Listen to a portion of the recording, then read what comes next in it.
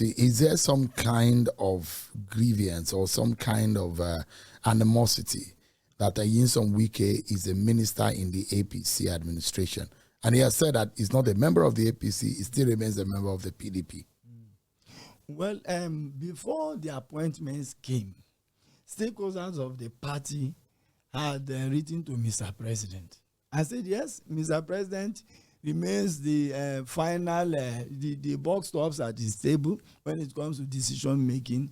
And in a presidential system, you have the president taking charge to ensure that his agenda and his vision for the country is properly executed. And he has to choose his team, those who he feels will be able to drive his policies and then deliver on his campaign promises to the people of Nigeria.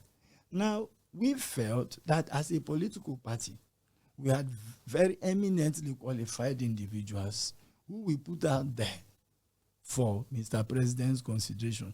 Now, when even though it was completely subject to his own decisions, it was not a must thing. When he took the decision to appoint the current FCT minister, we left it at that. There were no protestations. There were no rallies. There were no abuses. But some people within the party are not happy. No, how would I know? I'm asking you because you're a chieftain. I'm not a mind reader. But I am telling you, I just explained to you what transpired before the appointments came. And after the appointments were made, everybody, as far as I'm concerned, rested that matter at that. Let's look at what is happening between the NWC. Yes. And what is happening locally in Rivers State leadership of the... It does look like the body language of the NWC is tilting towards siding with Tony Okocha. Do you think so? It's not about thinking so. You released a statement today. Yes, it's not about... warning it's not about thinking. It's not about thinking. It is so. You know, when you...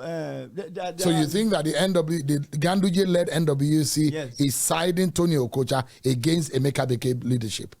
That is what it is. That is what is happening. Now, a situation where the NWC of the party gets an order of court, and then, after making arguments in that court, telling the judge he had no jurisdiction over the matter and all that it was... an internal affair of the political party.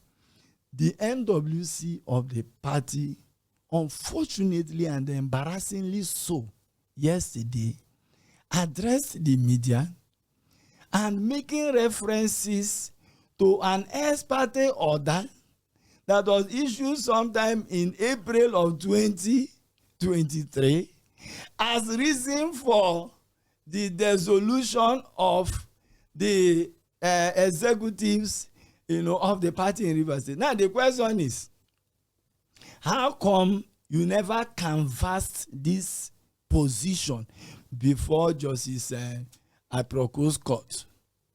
Now, how come this matter has run for 9 months? You never for once put in any motion, whether even orally, pointing to the fact that there was an existing court judgment and that the NWC had acted in line with that court judgment.